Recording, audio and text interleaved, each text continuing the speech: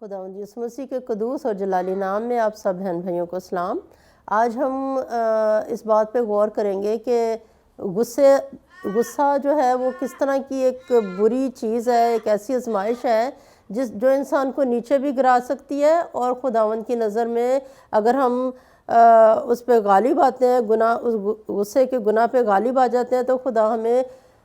جب ہمارے رویے کو دیکھتا ہے تو ہمیں بلندی دے دیتا ہے، لیکن اگر ہم غالب نہ آئیں تو پھر ہم پست ہو جاتے ہیں اور شیطان ہم سے خوش ہوتا ہے، اور پھر شیطان ہمیں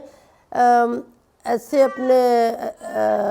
اپنی بری چیزوں میں پھنسا کے ہمیں گناہ کی طرف لے جاتا ہے، کیونکہ جو خواہش ہے وہی حاملہ ہوتی ہے، وہ گناہ کو جنتی ہے، اور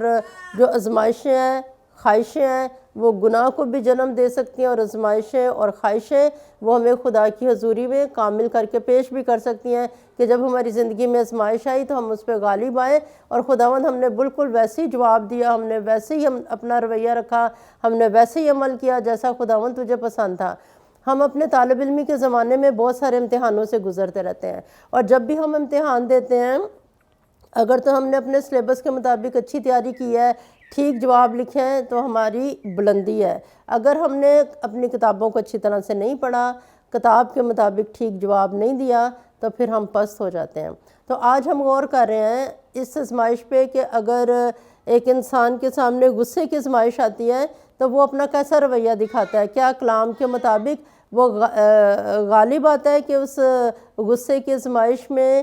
گر نہ جائے، اور غصے کی آزمائش میں شیطان کے مطابق اس کا جواب اگر وہ دیتا ہے تو پھر اس کا مطلب ہے کہ وہ شیطان اس کا مالک ہے۔ اگر غصے کی آزمائش میں وہ خدا کے کلام کے مطابق آنسر کرتا ہے اور رویہ رکھتا ہے تو پھر خداوند اس کو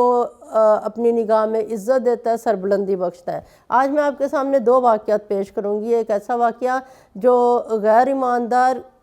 ہوتے ہوئے ایک عورت نے ایک ایسا اظہار کیا غصے کے نتیجے میں جس کا نتیجہ بہت ہی برا نکلا، اور پھر ایک ایسے ایماندار شخص کا بھی آپ کے سامنے ذکر کروں گی جس نے غصے کی آزمائش میں خدا کے کلام کے مطابق اپنا رویہ رکھا اور خدا کی نظر میں مقبول ٹھہرا، اور خدا کی نظر میں اس نے عزت حاصل کی۔ تو سب سے پہلے ہم وہ واقعہ دیکھتے ہیں جہاں پہ غصے کی آزمائش نے حملہ کیا، اور اس بہن نے غصے کی آزمائش میں گر کے شیطان کا ساتھ دیا، کیونکہ وہ خدا کے کلام کے مطابق اس نے اس کو فیس نہیں کیا اس غصے کی آزمائش کو۔ تو یہ ایک بالکل درست واقعہ ہے، ہمارے اپنے خاندان کا ہے۔ یہ کوئی 70s کی بات ہے، ارلی 70s کی۔ میرے ماموں جی، ان کو ہم پیار سے ماموں مونی کہتے تھے۔ تو ماموں جی نا اکثر ہی کہا کرتے تھے کہ چونکہ میرے اور میری بیوی کے درمیان میں ذہنی طور پہ مطابقت نہیں ہے، اختلافات رہتے ہیں، تو میں نے اس طرح کی باتیں، مجھے پتہ ہے کہ وہ میری بیوی جو ہے میرے اپنے بھائیوں کے ساتھ مل کے مجھے اغوا کروا دے گی، مجھے مروا دے گی۔ تو وہ نا اکثر اوقات امی کو اس طرح کی بات بتایا کرتے تھے کہ ایسا ہو سکتا ہے میرے ساتھ۔ تو ایک دفعہ بقرعید کا وقت تھا، رات کافی ہو گئی تھی، اور ماموں جی اسی طرح سے نا ان کا دل ہی نہیں چاہ رہا تھا کہ اپنے گھر جائیں، تو وہ ہمارے پاس ہی ہمارے گھر میں ہی بیٹھے ہوئے تھے۔ پر جب رات کافی ہو گئی تو پھر وہ گھر چلے گئے۔ تو جب بھی گھر گئی ہیں تو باہر سے کسی نے دروازہ نوک کیا، ماموں جی باہر دیکھنے کے لیے گئے ہیں۔ اس کے بعد سے وہ کبھی گھر واپس نہیں آئے، اور نانی اماں نانا ابا ہمیشہ روتے رہتے تھے۔ اس وقت میں دوسری جماعت میں پڑھتی تھی، اور امی جی ان کا بھی مجھے ایک واقعہ یاد ہے جب وہ اتنا رو رہی تھیں کہ جیسے دیوار سے ٹکریں مار رہی ہیں، کیونکہ ماموں جی لاپتہ تھے۔ پھر امی نے خواب میں دیکھا کہ 4 ہاتھی ہیں اور وہ ماموں کو پریس کر رہے ہیں، اور ماموں جی ختم ہو گئے ہیں۔ تو اور وہ مامی جی کے 4 بھائی تھے جنہوں نے مل کے ماموں جی کے ساتھ ایسا کیا، اور اس غصے کا نتیجہ کیا نکلا کہ بیوی نے اپنے شوہر کو اغوا کروایا، مروا دیا، اور باپ کا سایہ بچوں سے جدا ہو گیا، اس کا اپنا سربراہ اس کے سر سے اٹھ گیا، لیکن غصے کے نتیجے میں یہ سارے حالات پیدا ہوئے۔ اب ایک اور واقعہ میں آپ کو بتاتی ہوں جس میں جو بھائی بہجت بطارسہ کا، آپ میں سے بہت سارے بہن بھائی بہجت بطارسہ کو جانتے ہوں گے یا ان کا نام سنا ہوگا۔ تو انہوں نے ایک دفعہ کنونشن میں بتایا، کہتے ہیں کہ چونکہ وہ اردن کے تھے، تو کہتے ہیں کہ میری بہن ایک لڑکے کو چاہتی تھی، لڑکا اسے چاہتا تھا، دونوں ایک دوسرے کو چاہتے تھے اور وہ چاہتے تھے کہ ان کی شادی ہو جائے، لیکن لڑکے کا باپ نہیں چاہتا تھا کہ وہ اس لڑکی سے شادی کرے، یعنی میری بہن سے شادی کرے۔ تو اس نے نا بھائی بہجت بطارسہ کی بہن کو قتل کروا دیا۔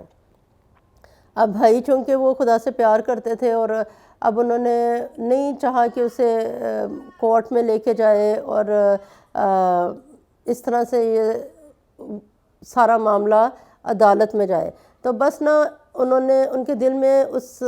شخص کے لیے اتنا دکھ اور اتنی اداسی اور اتنی نفرت تھی کہ وہ کہتے ہیں کہ ہم لوگ چونکہ ایک ہی جگہ کے رہنے والے تھے، تو جب کبھی وہ آدمی اس لڑکے کا باپ جس جگہ سے گزر آتا تھا، اگر بہجت بطارسہ اسے دور سے دیکھ ہی لیتے تھے تو وہ اپنا رخ بدل لیتے تھے۔ تو کہتے ہیں کہ ایک دفعہ کوئی سیمینار تھا تو انہوں نے محبت پہ کلام سنانا تھا، تو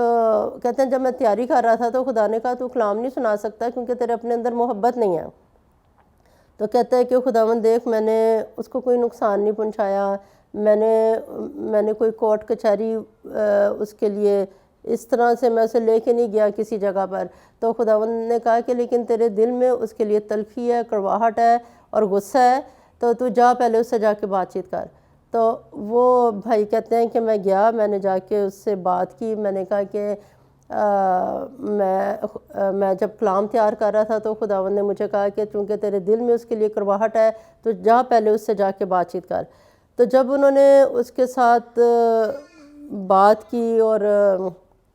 خدا کی محبت کو اس کے ساتھ شیئر کیا کہ خدا نہیں چاہتا کہ ہمارے دل میں کسی کے لیے بھی کڑواہٹ رہے، وہ اس نے کسی بھی طرح کا نقصان کیوں نہ ہمیں پہنچایا ہو، تو خداوند کا بہت بڑا معجزہ کہ خداوند کی حضوری وہاں پہ آئی، اور وہ شخص جس کے ساتھ بھائی بہجت بطارسہ نے بات کی یعنی قاتل کے ساتھ، تو وہ قاتل نے بھی خداوند یسوع مسیح کو قبول کر لیا اور اس نے اپنے گناہ کا احساس کیا، اور بھائی بہجت بطارسہ اور وہ دونوں پھر ایک اچھے دوست بن گئے۔ تو خدا کا کلام ہمیں یہ سکھاتا ہے کہ جب غصے کی آزمائش ہمارے اوپر حملہ آور ہو تو ہم اس آزمائش میں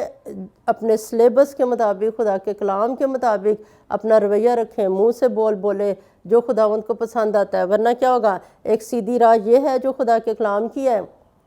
اور دائیں اور بائیں نکلنے والی راہیں وہ ابلیس کی ہیں۔ وہ ہمارے دلوں میں، ہمارے ذہنوں میں بہت ساری سوچیں ڈالے گا کہ اچھا تو اپنے آپ کو کمزور دکھا رہا ہے، تو دوسرے شخص کو اور اس طرح سے موقع دے رہا ہے کہ وہ اور اپنی بدی میں اور آگے بڑھے۔ لیکن ہم اگر اپنی سوچوں کو ایک طرف رکھیں اور دیکھیں ہمارے سلیبس کی کتاب میں کیا لکھا ہے اور اس کے مطابق آنسر کریں، یعنی اپنا رویہ رکھیں اور منہ سے بولیں اور اپنے دل سے خدا کے کلام کی اس بات کو قبول کرتے ہوئے ویسے کریں، تو خداوند اس کے وسیلے سے معاشرے میں ہمیں عزت دے گا، اور پھر ہمارے اپنے اندر سکون ہوگا۔ نہیں تو ہمارے اندر سے اطمینان ختم ہو جاتا ہے اگر کوئی شخص ہمارے سے ناراض ہو۔ اور اپنے آپ کو مطمئن رکھنے کے لیے، اس معاشرے میں اچھا ماحول قائم رکھنے کے لیے خدا کا کلام چاہتا ہے کہ ہم محبت اور محبت اور محبت رکھیں، اور جہاں کہیں کڑواہٹ اور غصہ اور تلخی آئے تو خدا کے کلام کو پڑھنا شروع کریں، بائبل کو دعا کرنا شروع کریں۔ خداوند آپ کو صحیح راہ دکھائے گا، محبت کی راہ دکھائے گا۔ خداوند آپ سب کو برکت دے، آمین۔